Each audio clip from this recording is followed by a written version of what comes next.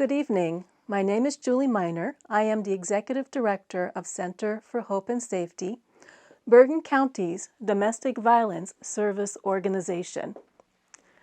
As I am standing here in Danielle's Art Therapy Room, I would like to welcome all of you to Center for Hope and Safety's first ever virtual Evening of Hope. Initially, we had planned this event for March of 2020. Unfortunately, due to the pandemic, it was postponed several times. We were looking forward to hosting this event together, live in person, in September. Unfortunately, with COVID-19 cases rising due to the Delta variant, we again had to rethink our plans, and we are here tonight for our virtual event. In fact, we did not want to wait any longer to introduce our amazing slate of honorees and share with you the stories of our clients who are working so hard to rebuild their lives. And of course, we hope to raise critical operating funds to sustain our truly life-saving services. Before we get started, I would like to take a moment to thank all of our evening's sponsors. To our Partner in Hope sponsor, the Blavatnik Family Foundation. To our Partners in Strength sponsors, Judy Taub Gold, Hackensack Meridian Health, LGNP, and Gail Steinell. To our Partners in Healing sponsors, CarePlus New Jersey, Nancy Corcoran and Barry Davidoff, Maria and Thomas DeLowry, Eisner Amper, Morgan Stanley, and Flora Persky. To our Partners in Empowerment sponsors, Jeff and Cynthia Forster, Haymarket Media, Kathy Pollock Rosner, R&J Strategic Communications, and Ridgewood Moving. To our Partners in Community sponsors, Anita Allen, Diane and Frank Arrow, Michelle and Bill Calise, April and Frank Danza, Diana Delawi, Hackensack University Medical Center Foundation, Bob Horvath, Marcia Levy, Susan O'Dwyer, Shelby and Al Klein, and Paula and Alvin Starr. Thank you all so much for your incredible support. I am delighted to announce our MC for tonight's program, Pat Battle. Pat has attended our in-person events in the past, and we are thrilled that she is here with us again this evening. Pat is the co-anchor for NBC4 New York's Weekend Today in New York. She is also the station's senior New Jersey correspondent. Pat has been recognized as one of the best live reporters in the area. Her anchoring, her reporting, were a key component of NBC4 New York's award-winning COVID-19 coverage, which earned in January the very prestigious Albert I. DuPont Columbia University Award. Pat, take it away. Hey, Julie, thank you so much for that very kind introduction. I am really humbled, in fact, privileged to be here tonight, not just to introduce the honorees for this evening, but also to share some incredible stories of healing from women who have really lived through the unspeakable, but are courageous enough to want to share their stories in hopes that they can help others. We're coming to you tonight from the Center for Hope and Safety's Safe House. It provides emergency shelter for people when they really have nowhere else to turn. The Safe House is also home to the Center's Domestic Violence Hotline, which operates 24/7, 365 days a year. This is often the first point of contact for somebody looking to get out of a violent situation, and that hotline rang 6,000 times last year. So what brings me here tonight? Well, in my role as a journalist, far too often I have to tell the stories of people who've been impacted by domestic or intimate partner violence, as evidenced by the case that made Gabby Petito a household name. But what happened to Gabby happens in countless households every minute of every day. Listen to some of the statistics. In Bergen County, right here in our backyard last year, 3 people lost their lives to domestic violence. And according to the National Coalition Against Domestic Violence, about 20 people are physically abused every minute in this country by an intimate partner. I did the math. That amounts to some 29,000 people every single day. About 1 in 4 women and 1 in 9 men, yes, men, experience physical violence, sexual violence, and or stalking by an intimate partner during their lifetime. More than 10 million adults experience domestic violence in the United States every year. The stories can be heartbreaking, and I'd like to introduce you to Francine now, whose story illustrates just how hard it can be to leave an abusive relationship. We've concealed her identity for safety reasons. I suffered domestic abuse at the hand of my husband for many years in silence. This abuse was emotional, economic, sexual, and at times physical in nature. I am not a submissive woman, but over the years, as the manipulation and gaslighting and abuse progressed, I found myself trapped in it. I was eventually completely controlled, and it felt impossible to get out. I was immensely ashamed of my situation, and I coped in negative, self-destructive ways.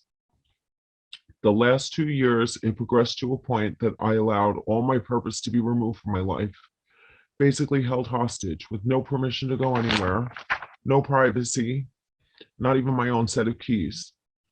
The abuse trickled down to our children, and I fell into a deep depression, losing the will to live. I couldn't even get out of bed for some time. I didn't exist. The defining moment that motivated change was not my husband stalking me, watching me through hidden cameras, depriving me of all money, clean laundry, and food. It wasn't him checking the mileage on the car, forbidding me to use the washer, dryer, vacuum, and dishwasher. It wasn't not allowing me to get a job, his sexual assault or violent aggressions towards me. It wasn't his cruel words spoken in front of our children. It was the moment our 9-year-old daughter told me that he had touched her in bed inappropriately. My journey down the rabbit hole of self-destruction ended in that moment. That is what it finally took for me to say no more. When I confronted him, his brother physically assaulted me. I had a car accident, and my husband had me arrested for DWI using his family connections in the police department. DCP&P entered our lives, and they directed me to the Center of Hope and Safety. My husband, forced to leave the house, continued to attack and terrorize me, and made it nearly impossible to live, draining all the bank accounts, taking the car, and leaving us destitute. I began with the center support group that met weekly. The women who dedicate their lives to this mission offered as many resources as they could to help me survive. They provided food and toiletries from pantries, a gas card, backpacks for the children, and school supplies, supermarket and gas gift cards, and so much more. These women have gone above and beyond, to say the least.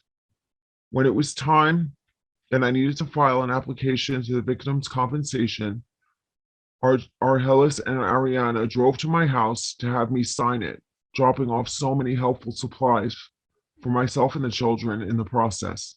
They made sure my application was filed that day. I know that I can call them and they will either answer or call me back in minutes to help support and guide me in any possible way they have. I have built bonds with the other victims, incredible, strong women like me who understand what these experiences are like. I can honestly say that I don't know where I would be today without the Center of Hope and Safety. I am forever and deeply grateful for their continued dedication and support. I have a long way to go, and though my journey is far from over, the women at the Center for Hope and Safety have given me the gift of hope, which is something I couldn't possibly have without them. With their help, I can relocate and rebuild my life. The changes they continue to help me make build my self-esteem and reestablish my self-worth, allowing me to set a better example for my children. I get out of bed each morning with gratitude and motivation because I can see the opportunity where before the center, there was only despair. The work these women do is real, and it makes a substantial difference, not only for women, but in making a difference in the world, making the world a better place. God bless everyone involved in the process of all they do. The difference they make is undeniable and so very necessary. I hope my words move you to see it too and to feel the same way. Thank you so much. And I know we are all thankful that Francine is in a better place and that she's moving forward. Tonight's first honoree is Sheila Bernstein. She has served as a trustee, a volunteer, and a community educator for the Center for Hope and Safety. She's also a survivor, and for her efforts, she will be receiving the Outstanding Service Award. I'm humbled and grateful to be amongst tonight's distinguished honorees. I first uttered the words, "I am a survivor," at an orientation meeting in 2005 for holiday gift wrapping at the Center for Hope and Safety, then known as Shelter Our Sisters. That doesn't sound like much, but it was a huge, cathartic step that launched my involvement with the agency. As a domestic violence survivor, I understand the challenges faced by those experiencing intimate partner violence. I was raised in a middle-class, intact family. I had a successful teaching career. I have a master's degree. I always introduced myself that way to dispel misconceptions and stereotypes of what a battered woman might look like, that domestic violence knows no boundaries, not race, religion, ethnicity, age, educational, or socioeconomic background. After completing the 40-hour training program, I tried several avenues of volunteering: tutor, mentor, office assistant, and trustee. As a former high school teacher, I'm not new to public speaking, so I found my niche in community outreach. I realized, even in the throes of my own crisis, that I had to find a way to raise awareness about intimate partner violence. Community education turned out to be very therapeutic, as I helped women who were on the same pathway I once traveled. That very experience gave me the credibility I needed to make an impact. I have told my story to varied audiences: civic groups, corporate settings, churches, synagogues, middle schools, high schools, colleges, and parent associations. It seems like every speaking engagement results in someone coming up to me afterwards with a gut-wrenching story. Just last year, I got a call from a perfect stranger who heard me speak at a parents' association meeting, asking me for guidance as to how to help 2 other women in abusive situations. I was able to direct her to the Center for Hope and Safety for information. Stories like this make what I do worthwhile. One of the most frequently asked questions I get is, what do I do if someone confides in me that they're in an abusive relationship? What do I say? First, you listen without judgment. You believe them because they've taken one of the most important steps towards safety. Then educate yourself about the dynamics of domestic violence and the services available. Keep that window of communication open. I want to thank the Center for Hope and Safety for this honor. The center is a place where victims become survivors and survivors become self-sufficient individuals with the dignity they deserve. If you're just learning about the center, I urge you to get involved in whatever way you can, because together we will triumph over domestic violence. Thank you, Sheila, and congratulations on your award. While COVID-19 has certainly impacted the center's outreach efforts, its fundraising, even its day-to-day basic operations, this pandemic has really been especially cruel to the victims of domestic violence. In fact, in the early days of the pandemic, calls to the center's 24/7 hotline dropped dramatically. I mean, how do you reach out for help when the person who's abusing you is right there in the same room, maybe even looking over your shoulder? Well, it was exactly that scenario that was the catalyst for the relationship between the center and our next awardee, R&J Strategic Communications, being honored tonight with the Corporate Impact Award. Throughout the pandemic, we've been working with Center for Hope and Safety to promote their life-saving services and resources to domestic violence victims and their children. As stay-at-home orders and isolation efforts went into effect, another crisis loomed. Victims were left trapped in their homes with their abusers. That's when Julie called, and you could hear the concern in her voice as she told us how the calls to the center's hotline were plummeting, even though she knew incidents of abuse were escalating. The situation was urgent and becoming even more dire. To help get the word out, we immediately committed our services to a 45-day pro bono campaign. Given the critical importance of continuing this outreach, funding, such as a grant from Women United in Philanthropy, was received by the center to cover the cost of ongoing paid, social, and digital advertisements. These efforts allowed us to reach people in need in a highly targeted, discreet manner. Our entire team donated their time and talent beyond the pro bono campaign to create and execute a full PR, digital, and creative strategy with two primary goals: increasing awareness and increasing funding for the vital programs and services the center provides to not only help domestic abuse victims find safety, but to truly rebuild their lives. Through our work together, calls to the center's hotline increased 46%.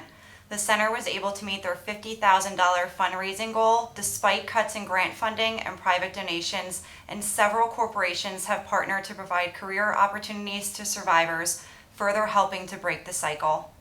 Our work together is bittersweet, but also extremely meaningful. We're thankful to tonight's honorees and for the work Center for Hope and Safety does for victims of domestic abuse and their children, and are honored and humbled to be recognized with this year's Corporate Impact Award.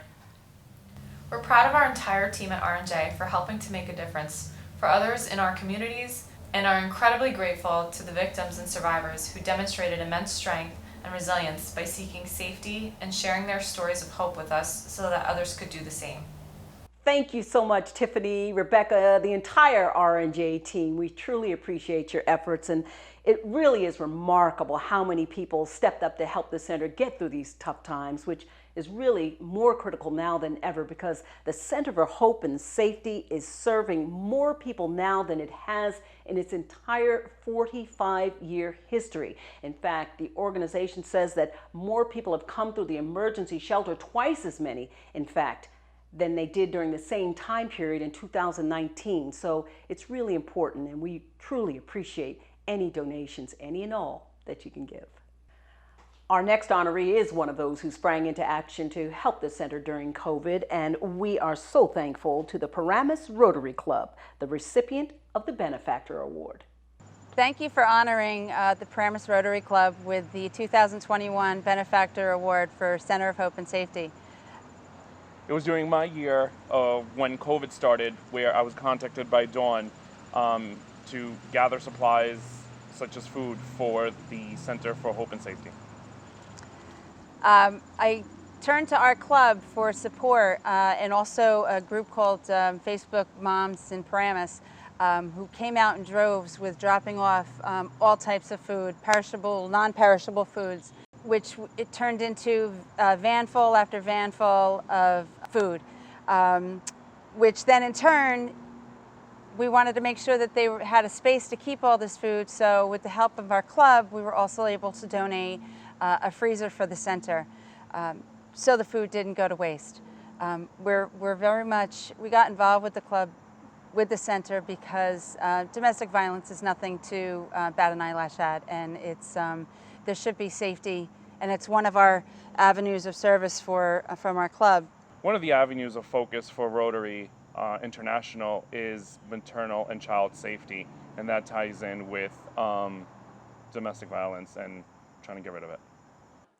Thank you, Dawn and Peter, and thank you to the entire Rotary Club. We want to take a minute now to remind you all that there are a number of ways you can support the Center for Hope and Safety tonight. There is a silent auction. Just click on the item right there on your screen to see what is available. There's a golf foursome. We've got a diamond necklace, looks much better than the one I drew here. Handbags, it is in fact purple. Even a fire pit. Well, you want to keep entertaining as the months get colder, right? So check out our silent auction, and you can always, of course,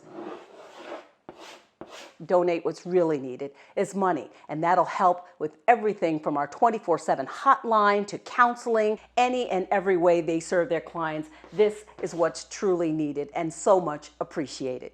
You can also text the phrase hope and safety to the number 76278 to make a donation. And you know how much your generosity is appreciated by everyone here at the center and everyone that the center touches. We're going to hear now from a young woman named Carolina. She came through the Safe House and is so appreciative of all that the center has done for her and for her children. And of course, to protect her identity, we've concealed her face and disguised her voice. My name is Carolina. I started the domestic violence case 5 years ago with the father of my child. They said they can help me, so I made the decision to leave. I said I'm married to be happy, not to be abused. Also, I didn't want my kids to follow in their dad's footsteps, so I had to cut that off, that violence. I didn't want my kids to see that. I had faith in God that they would help us. There is always help. There is always someone that can help you. I left my husband's home with my 2 sons with nothing. And that's when my domestic violence story started, my divorce process. They also helped me a lot with the divorce, going to the court.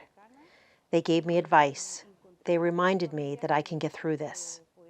They helped me a lot with the kids.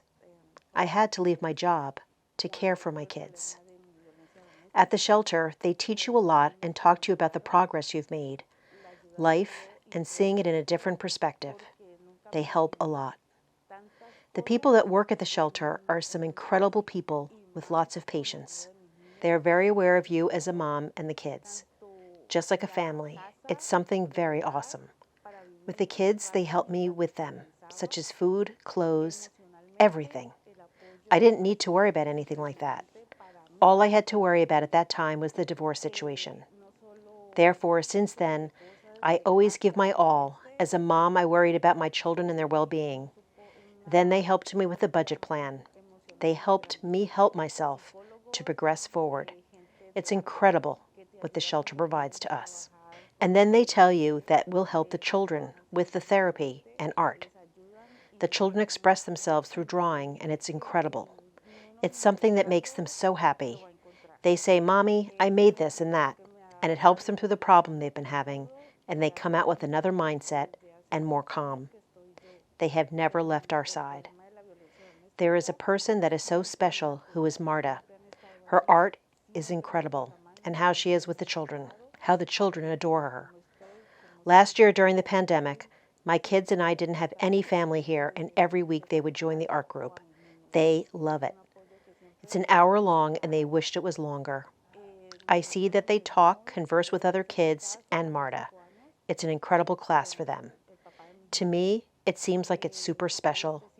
Never have I had to think, oh, I have to do this or purchase this. No, everything comes to me directly. Everything is there. They're always aware of you. They always call me to ask, do you need anything? We are always here for you and your children, always. They are always supporting me. I am super grateful for the people here and to God who put me on this path where there is always help and always will be, and people with so much love who help you. Gracias. Catalina reminds us that domestic violence doesn't just impact an intimate partner, but children are exposed to it too.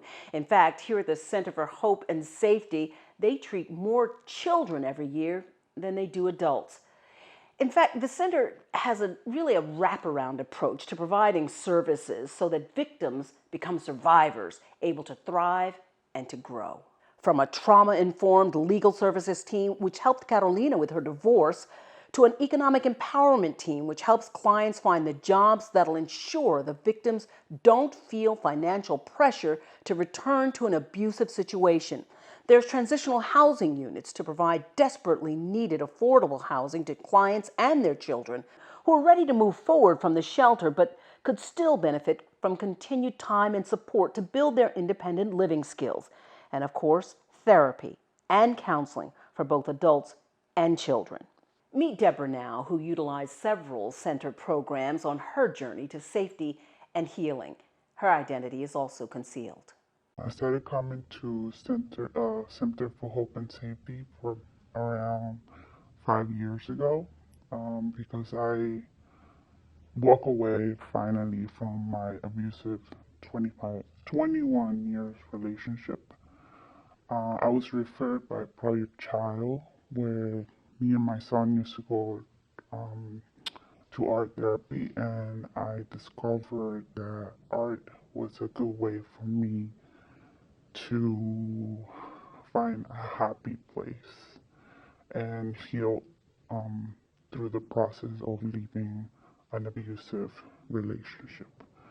As I joined the center, helped me to make a time for me during the week to just be my me time and share with other women that we have that time to be ourselves and express it to our paintings. And when I'm painting, it makes me feel peace. It makes me happy. This is how I feel, like happy.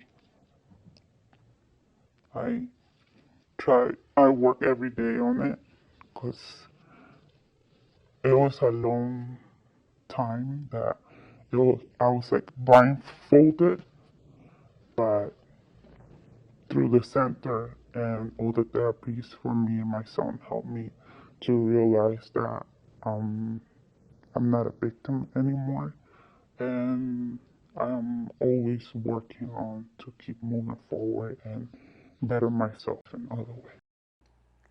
The Center for Hope and Safety has grown tremendously since it was founded some 45 years ago. It had to in order to meet the needs of its clients. And the board of directors, of course, plays a pivotal role in that growth, which brings us to our next two honorees. They are former trustees who are recipients of the Myra R. Elliott Trustee Award tonight, Nancy Corcoran-Davidoff and Gail Steinell. Thank you for that generous introduction. Let me first acknowledge the board of the Center for Hope and Safety for the exemplary services the agency provides to the community. Thank you for acknowledging my contributions by honoring me with the Myra R. Elliott Trustee Award. Bob Garrett, the CEO of Hackensack Meridian Health, made it possible for me to join the board of the Center for Hope and Safety. As one of the largest healthcare providers in Bergen County, Hackensack Meridian welcomed the opportunity to support CHS's mission to eliminate domestic violence by dedicating leadership resources. The time I spent as a trustee at the Center for Hope and Safety was personally and professionally gratifying. The trustees, leaders, and team work daily to protect, support, and encourage women and children suffering in their own homes. The efforts I observed was nothing short of inspirational. I joined the board at a time when the agency was working to expand the services provided to the community. The board worked tirelessly to continue to evolve the strategic direction and goals of this agency. A successful capital campaign to enable the development of the Rochelle Park Community Center, a new name and branding campaign, the expansion of the shelter and the community programs, legal services were achieved as a result of this work. I feel privileged to have been part of the agency's evolution. When I reflect on the mission of the Center for Hope and Safety, I think about the courage and tenacity of the board and the team who continue to struggle against domestic violence, pursuing a world where every person is safe, empowered, free of violence, and the fear of violence is nothing short of extraordinary. I will be forever grateful to the Center for Hope and Safety Board for allowing me to participate in this important endeavor, the safety and well-being of women and children. Thank you. Thank you very much for this recognition. This means so much to me because I truly love this agency. The Center for Hope and Safety means a lot to me, and its staff are outstanding. Let me tell you how I got involved over 15 years ago. My mother invited me to a dinner the evening of Hope because her friend Linda Moore was being honored. At that dinner, a former client and her daughter spoke. And I have to tell you, I was truly inspired. It is what made me get involved with this agency. I watched up there two strong women speaking about their path and their future success, as well as what they had accomplished. It was beyond inspiring to see in a relatively short period of time. I recognize for them, it probably seemed like forever. But in terms of being able to make a difference in someone's life or a community, this is an agency that does it in a reasonably short period of time. And in essence, the goal is to enable them to help themselves on the path to self-sufficiency.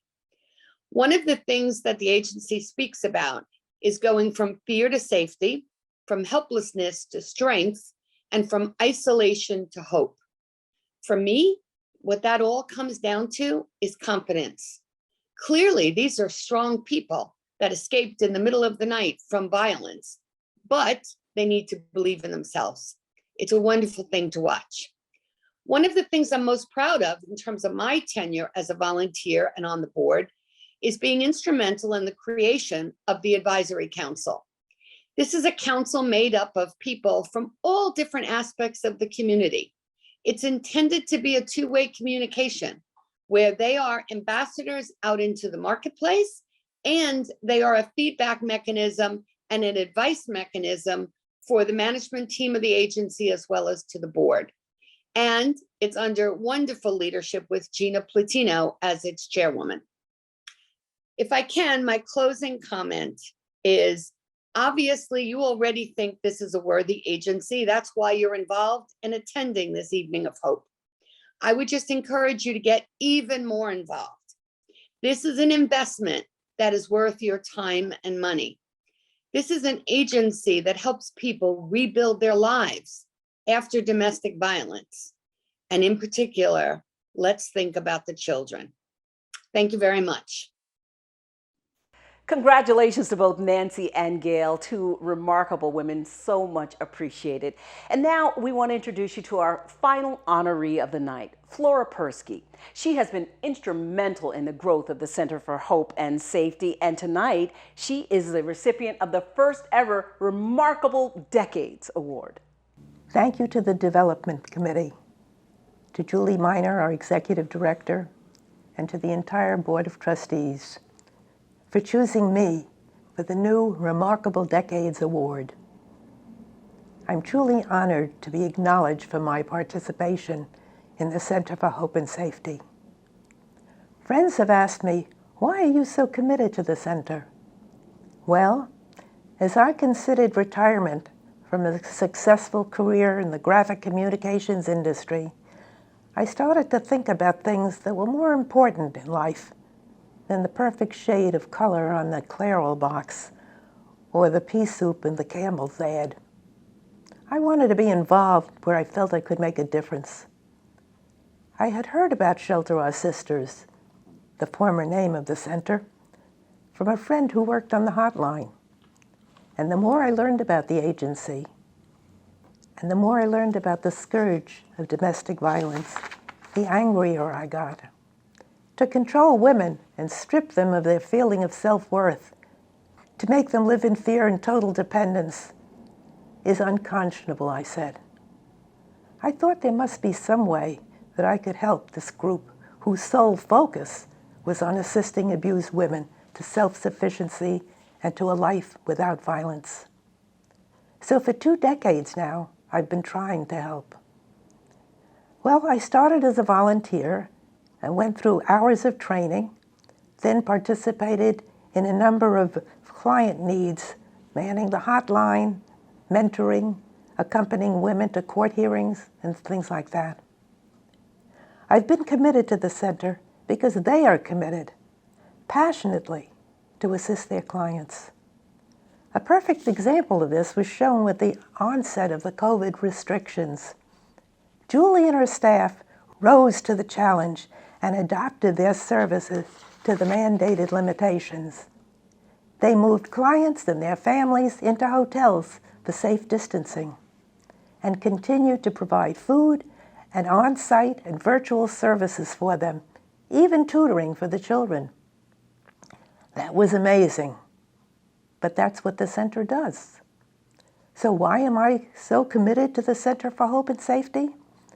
Because of the genuine caring for the women and their children at the time of their crisis, for caring even after they're in their own apartments and beyond.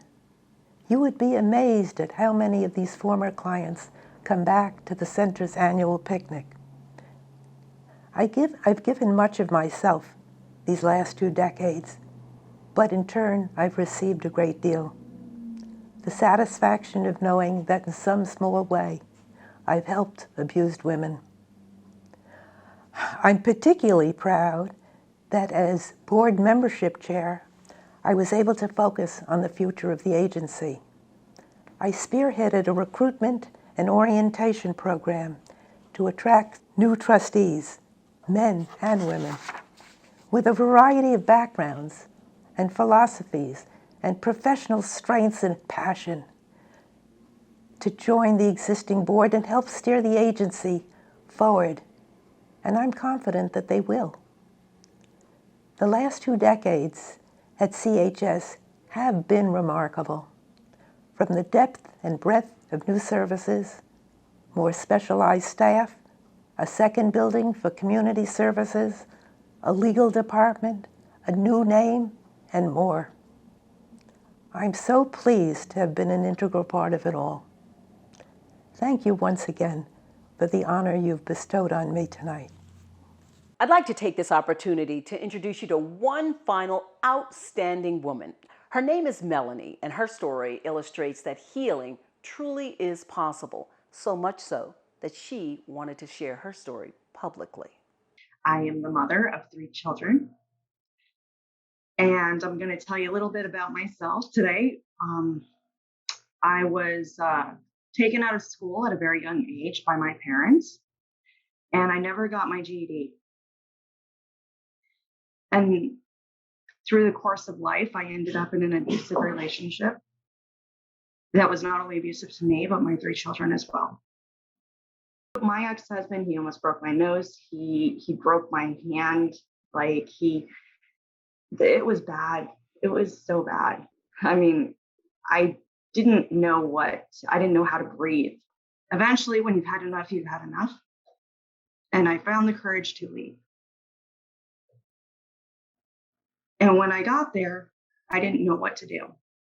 So a friend of mine suggested services at the Center for Hope and Safety because they had helped them through a friend they knew. Somebody went there and they helped them. And thank God that I did. I was able to contact Susan, who was not only understanding, but supportive. They didn't have any open spots at the time. And I explained to her my situation, and she moved mountains to find spots for myself and 2 of my children, because the youngest one was 2. They didn't have services for him because he was under the age of 2.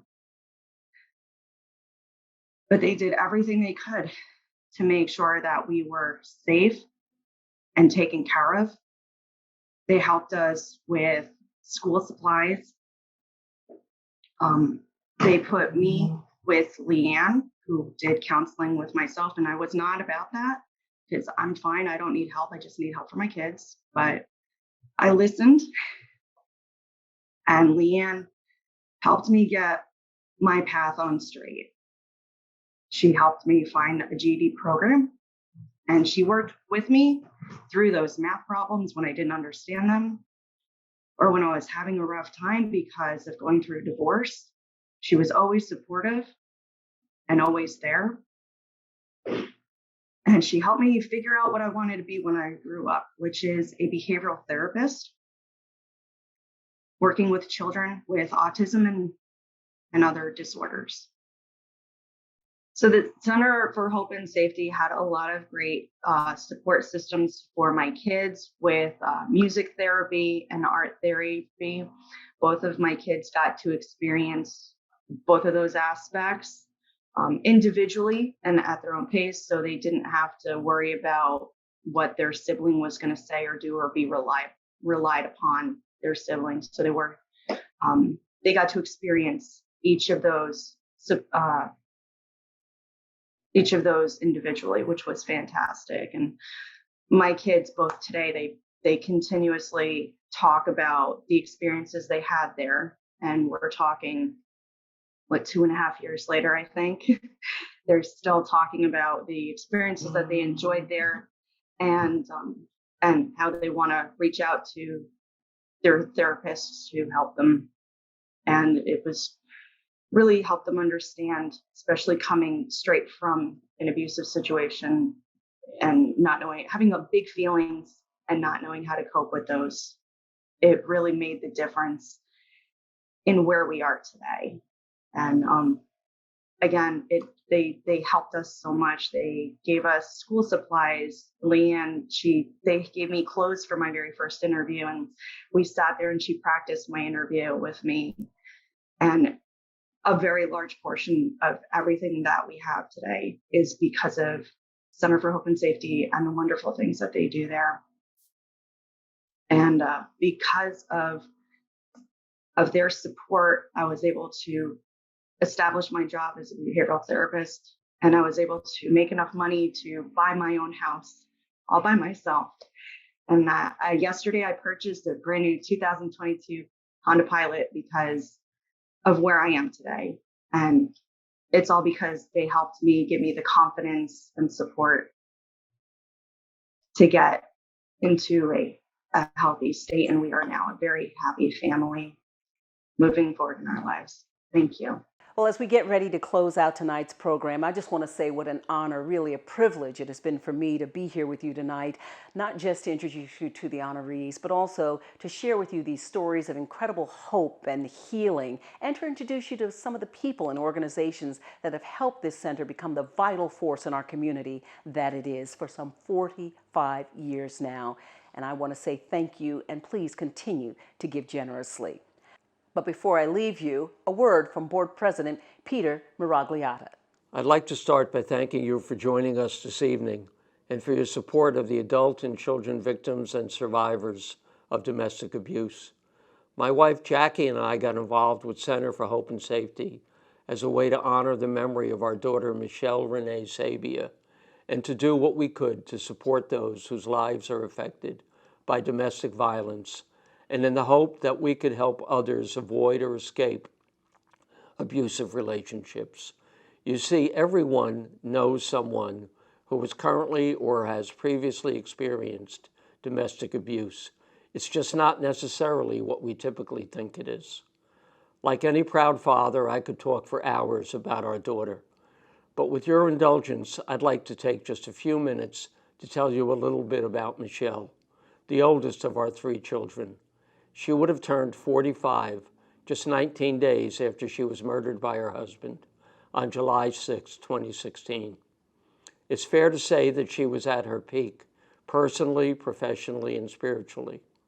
She was raising 3 active children virtually single-handedly because her husband was barely able to care for himself.